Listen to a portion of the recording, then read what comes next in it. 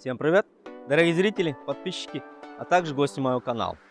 Я сегодня хочу показать и представить вашему вниманию гибридную форму Zevs на прививках этого года и немножко рассказать о погодных условиях и о том, как можно оценить ту или иную гибридную форму, и не всегда удается в первый год.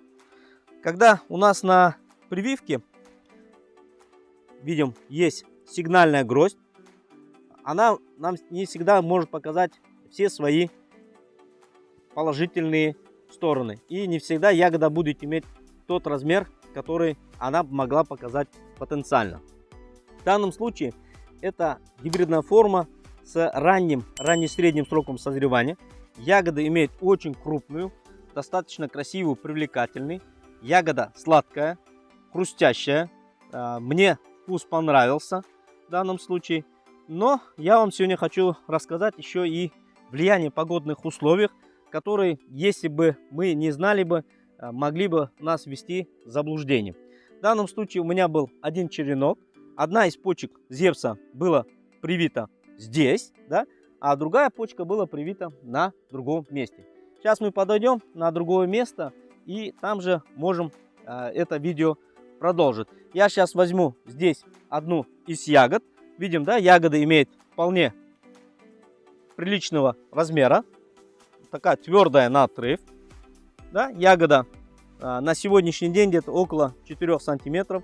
Я видел, ягоды имеют около 5 сантиметров. Грозди у данной формы имеет размер где-то, вес имеет где-то около 700 грамм до килограмма. Небольшие, но за счет своей крупной эффектной ягоды она очень эффектно смотрится. Сейчас мы подойдем к другой прививке и там продолжим. Вот мы подошли к другой прививке Зевса. В данном случае это другая почка, которая была взята с одного и того же черенка. И здесь мы видим сигнальную гроздь. Если сопоставить ягоду с другой прививки, картина получается совершенно другая. Что произошло на данной прививке? В данном случае эта прививка развивалась немножко по-другому, и цветение данного соцветия попало в другие погодные условия, в связи с чем мы имеем вот такую вот неопыленную ягоду. И получился у нас, можно сказать, кишмиш Зевс. На данном побеге есть посынковое соцветие, которое имеет где-то размер около 17-18 сантиметров.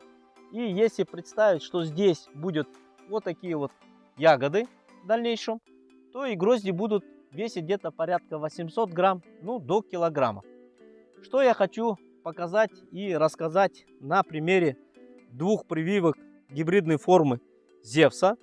Это о том, что не всегда корректно можно сделать выводы в первый год прививки о любой гибридной форме. Нужно в любом случае его изучать год, а возможно 2. Так как если бы у нас не было того соцветия, то у нас совершенно сложились бы неправильные впечатления. В любом случае, характеристиками отбора для меня является это его вкусовые качества. Данная гибридная форма очень мне нравится по своей консистенции, мякоти, плотная, хрустящая. Да, и грозди у нее будут. В любом случае, на следующий год сигнальный урожай данной гибридной формы обязательно постараюсь снять и показать. Всем пока, до новых видео.